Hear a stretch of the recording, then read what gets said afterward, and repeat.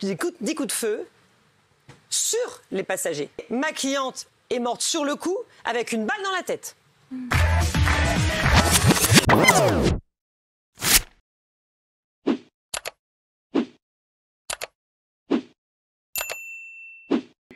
Est-ce que vous avez vu cette histoire? Vous vous rappelez de Rubini Cara qui vendait l'eau de son mari? Bien sûr. Et bien maintenant, il y a Stéphanie Matteau qui, après avoir vendu des pets en pot, a une nouvelle idée à l'approche de l'été. Elle a décidé de mettre sur le marché la sueur de ses seins.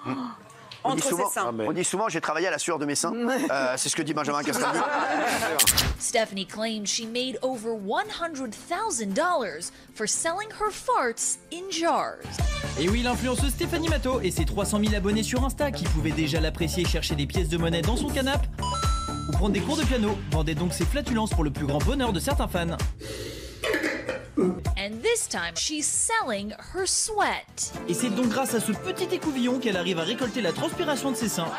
Oui. Elle dit qu'elle gagne $50 000 par semaine en vendant ça à SCP. Donc déjà, j'y crois pas une seconde. Qui paye $500 pour acheter ça? Et ça envoie un message terrible aux jeunes, parce qu'il y a plein de jeunes qui prennent ça au premier degré, qui disent moi, plutôt que travailler dans une entreprise normale et gagner 1500 €, je vais vendre mes paix, je vais vendre l'eau de mes seins pour gagner $500. Et c'est extrêmement dangereux ce qu'elle fait. Même si c'est sur le ton de la rigolade, je trouve ça très dangereux. Sauf qu'elle a rien vendu du tout. Exactement. Il y a des gens qui y croient. Tu les connais, ces gens de télé-réalité. Bien sûr. Tu sais que moi, quand ils annoncent un chiffre, c'est toujours en dessous, qu'ils disent qu'il y a 400 000, c'est pas vrai du tout.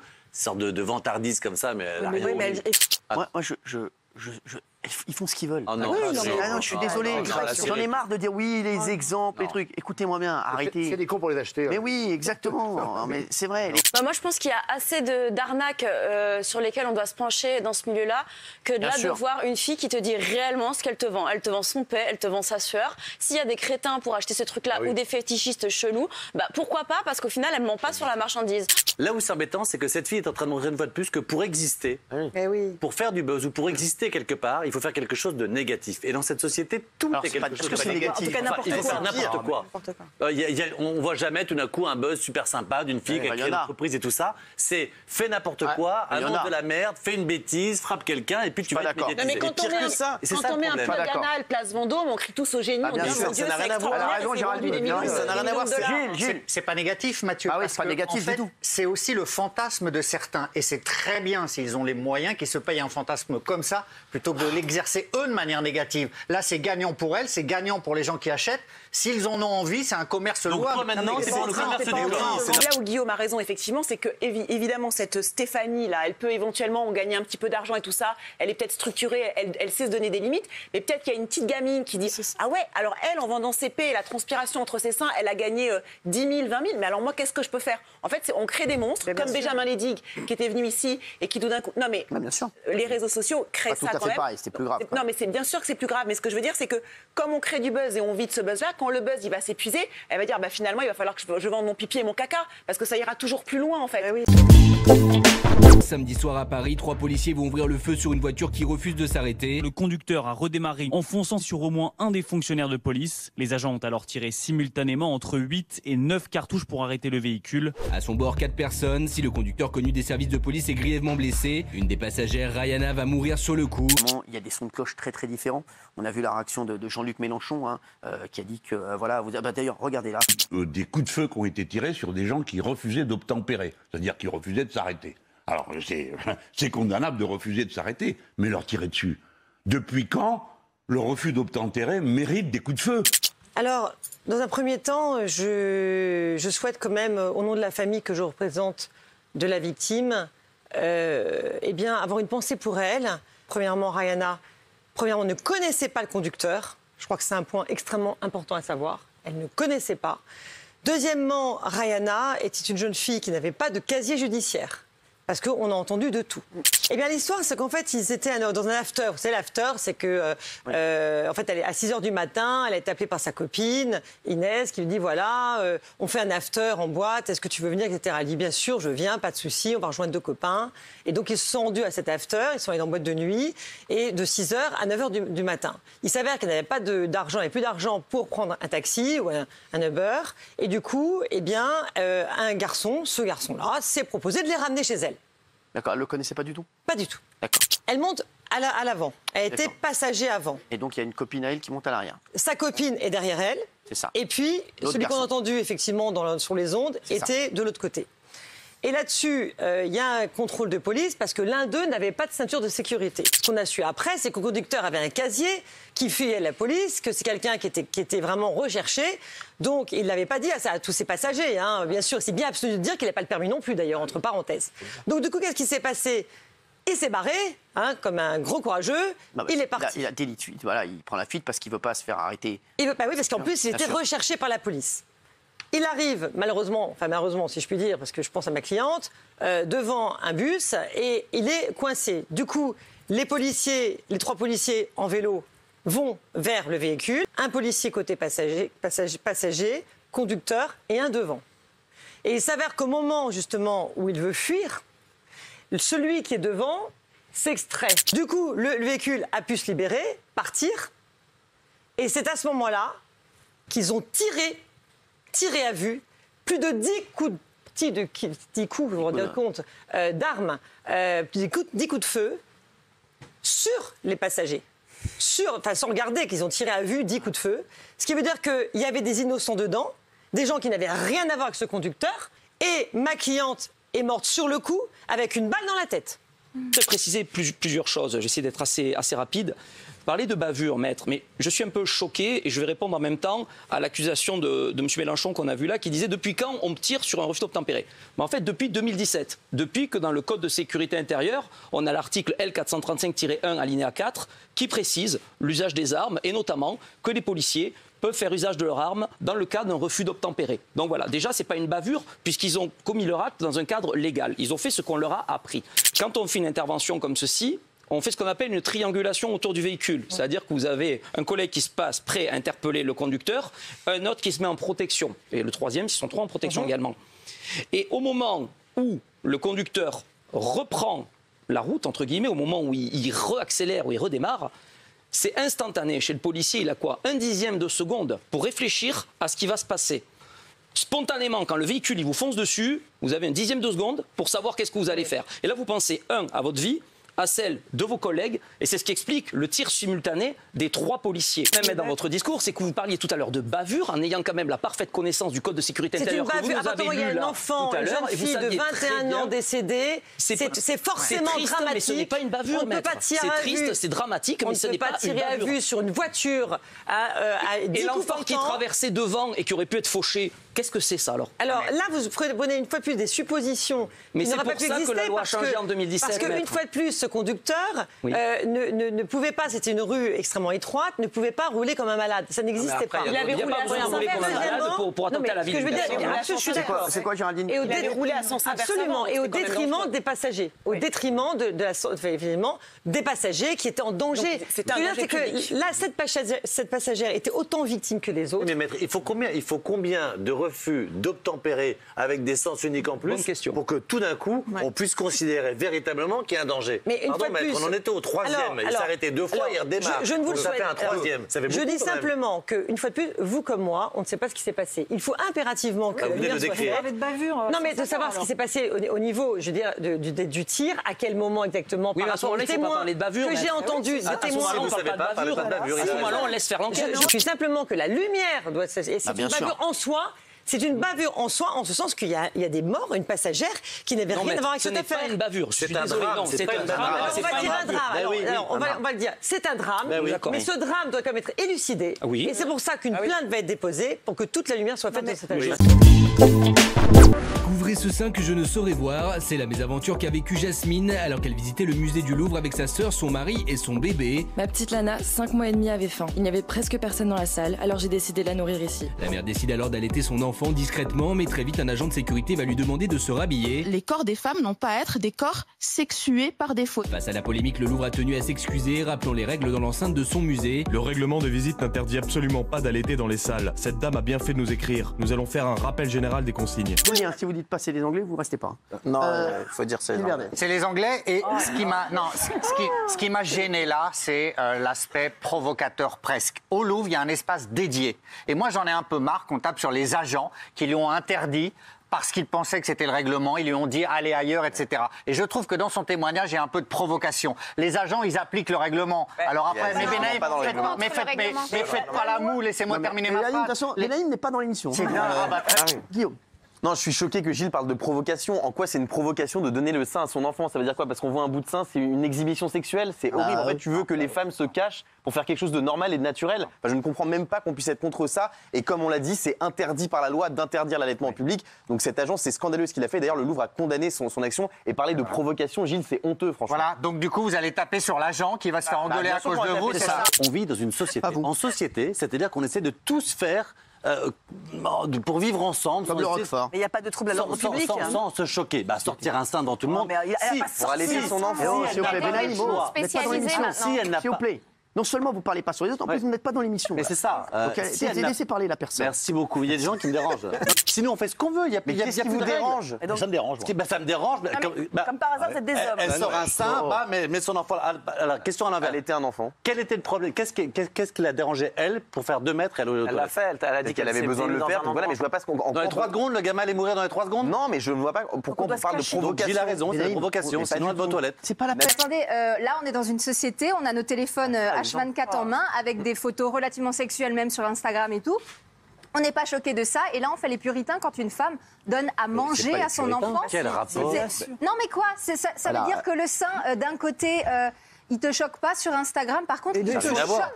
Mais pardon, mais ouvre ton feed, je veux voir qu'est-ce qu'il y a comme truc qui peut te choquer. Mais c'est privé, ta photo est privée, tes photos sont privées sur ton téléphone. Là, elle est en public devant tout le monde, elle montre un sein, c'est pas pareil. Excuse-moi, c'est pas du tout privé, on est dans une société qui n'est plus du tout choquée par la nudité. Et là, c'est pas de la nudité, Mathieu.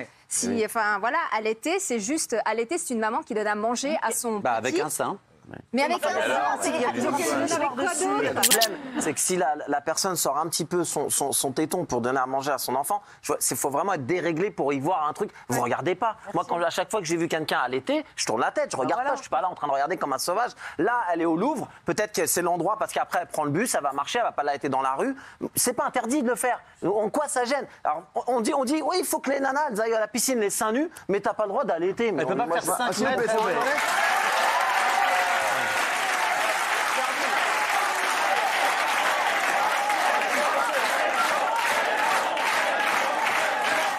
Voilà. Moi, ça me gêne. Parce que tu regardes. Parce que toi, tu as été traumatisé par les poitrines. Non, mais quand je suis au restaurant en train de manger et que maman sort son sein à table pour donner à manger. Mais pourquoi tu regardes? Non, mais sans déconner, Benaïm, s'il te plaît. Ouais, non, mais c'est vrai, c'est pas une mozzarella, quand elle sort son sein comme ça à table, je sais pas avec qui tu bouffes. Mais alors, mais sans déconner. Le gars, il a avec une meuf, elle est comme ça, vas-y.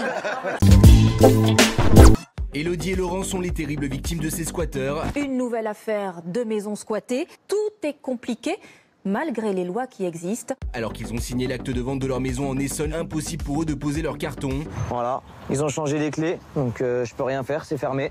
Et il est impossible pour eux d'agir seuls. Ce soir, ils ont décidé de témoigner dans TPMP pour tenter de récupérer leur maison.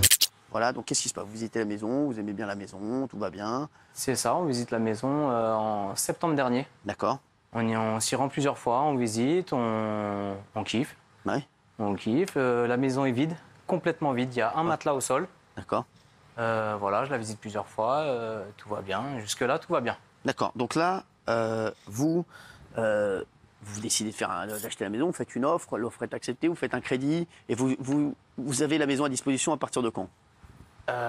Oui, donc c'est ça. Vous avez eu les clés quand? Le jour de la signature. Le jour de la signature. C'était quand? Le 19 mai. 19 mai, d'accord. Donc c'était dernièrement, il n'y a même pas un mois. Là, vous avez les clés, qu'est-ce qui se passe? Vous vous rendez dans la maison? C'est ça. Donc là, qu'est-ce qui se passe? On y va tout de suite. Bien sûr, bah oui, normal, vous avez envie. Bah oui. Prévu, oui. J'avais des copains qui étaient avec moi, on avait prévu de faire un barbecue.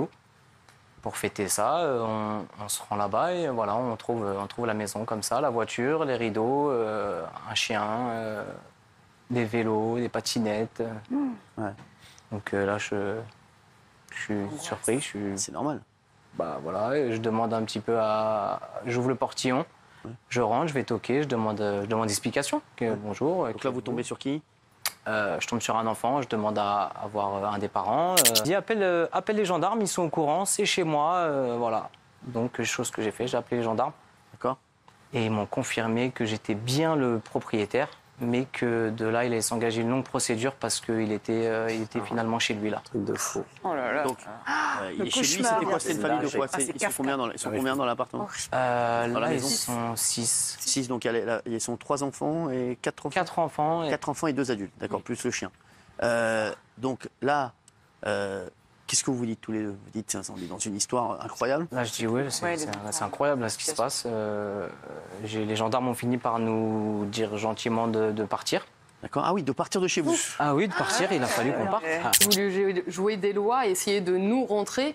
Et en fait, on s'est dit qu'une fois, nous, on allait être rentrés, peut-être qu'ils n'allaient pas pouvoir nous sortir, étant donné qu'on est les vrais propriétaires. Donc vous avez essayé ça? Vous avez essayé d'y aller, de guetter quand il n'y avait personne à la maison? Non, même pas quand ils étaient là. Je suis rentré, je me suis dit, je vais escalader, malgré le chien, malgré qu'il soit là, et je vais ouvrir le portillon, et puis on va se mettre dedans, on va appeler les gendarmes. On va dire, comment on fait du coup là? Là, je suis propriétaire, il est fou, ça, apparemment il est chez lui aussi. Vous allez virer qui là? Vous l'avez fait ça? On l'a fait. Alors? Ils nous ont viré nous. Non. On parle un petit peu avec le gendarme, on dit mais comment on va pouvoir régler cette histoire là? Comment que ça va se finir? Parce qu'au bout d'un moment il va falloir faire quelque chose. Venez déposer une main courante. Alors mais une main courante, on fait quoi avec la main courante? Bon, on a déposé une main courante, on a fait constater un huissier. Et voilà, il écoute ce qu'ils avaient à leur dire et voilà, après il rédige un rapport qu'il nous a transmis et il nous a dit qu'il allait engager une procédure.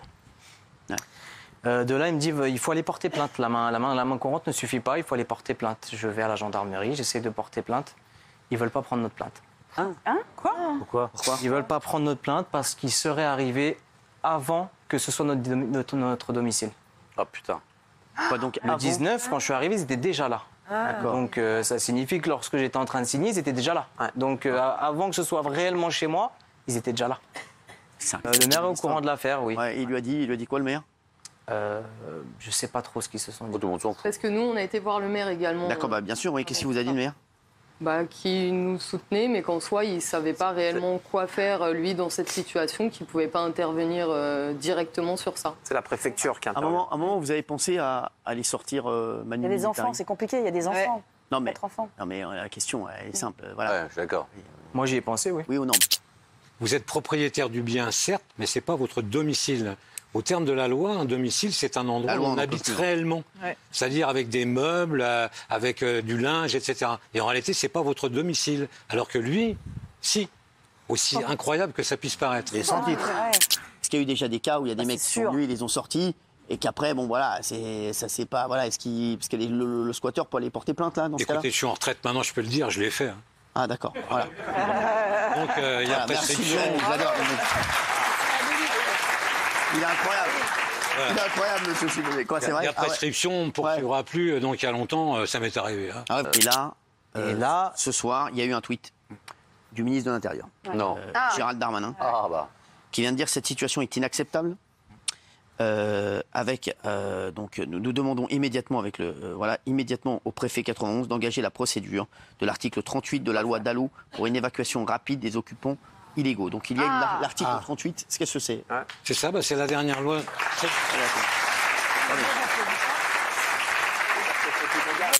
Qu'est-ce que vous en pensez? Vous y croyez maintenant, Laurent et Élodie? Vous y croyez? Vous dites encore, ça va être encore... Tant que vous n'êtes pas dedans, vous n'y croyez pas? Tant que je suis pas dedans, j'y crois pas, moi. Vraiment, là, pour l'instant... Je suis très content de ce qu'a fait Monsieur le Ministre. Mais tant que je suis pas dedans, pour moi, ce sera pas fini. Demain, 17h05, ils sont censés avoir quitté les lieux. Vous allez nous tenir au courant quand même demain? Bien sûr. Donc là, demain, 17h05, vous êtes en train de faire... 17h06, vous êtes en barbecue.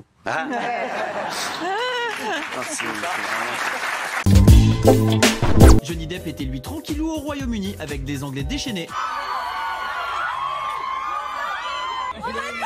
Justement pendant son voyage en Angleterre que le verdict de son procès est tombé. L'actrice a été reconnue coupable et condamnée à verser 15 millions de dollars de dommages et intérêts à l'acteur. Pour fêter ça, l'acteur de Pirates des Caraïbes s'est rendu à Birmingham dans un petit resto indien pour inviter 20 potes à lui. On ne sait pas trop ce qu'ils ont bouffé, mais tout ce qu'on sait c'est qu'il a refait la soirée des restaurateurs avec une note de 60 000 balles. 60 000 euros. C'est bon ou pas, franchement? Ils étaient une vingtaine, ils ont privatisé le resto. Et ce qui explique que l'addition est si élevée, c'est qu'ils ont eu un menu spécial. Ils ont pris énormément de vin, de cocktails, de champagne, plus plusieurs milliers d'euros de pourboire, donc 60 000 euros. Ça fait 3 000 euros par personne quand même. Ouais, c'est énorme. C'est beaucoup. Hein. Et il doit y avoir des bouteilles très chères. Et thank you, il a mis thank you.